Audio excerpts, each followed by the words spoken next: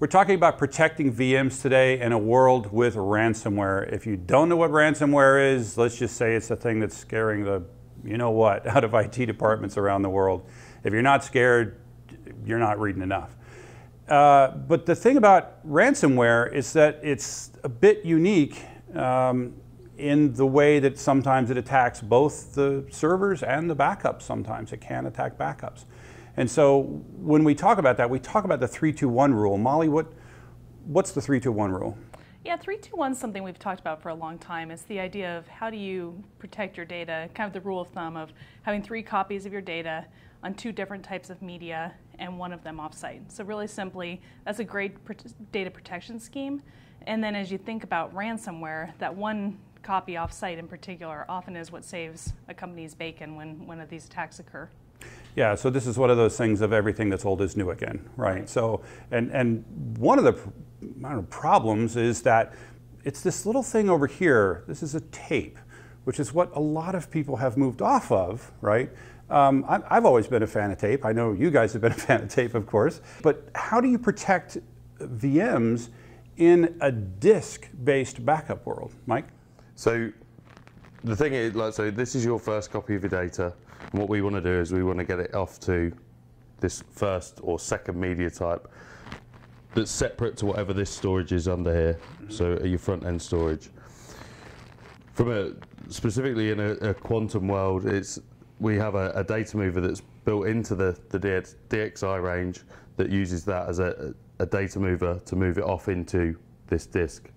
So that's the first level of retention off a different media type that gets onto this DXI. Mm-hmm. And so basically that's how we're able to do the first 2. Are we able to, in this disk backup world, are we able to have a copy offsite?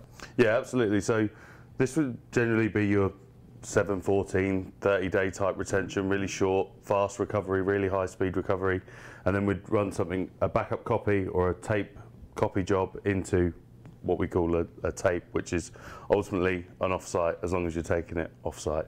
Right, right.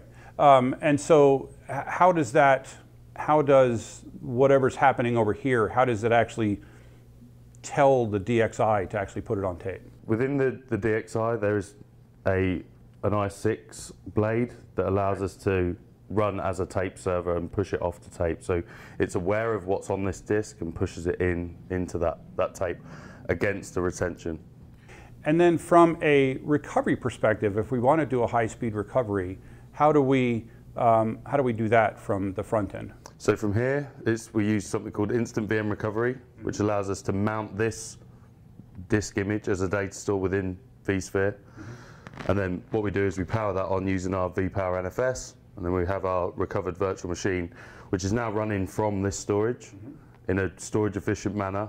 And once we're happy that that's the recovery that we want to take place and we want to commit that, then we use storage vMotion from the vSphere world to migrate that back into that production data store, that performant, efficient production data store down here. How do we know that backup's any good? So even before we get to this state where we're recovering that VM, we have something called Sure Backup and Sure Replica that allows us to actually present that in an isolated network on an automated schedule, spin that up with all of its dependencies on a schedule, spins it up, checks against the VM, the app, and the OS, and then sends a report off to your admin, and then brings it all down in an automated fashion. So the backup admin doesn't even need to see that.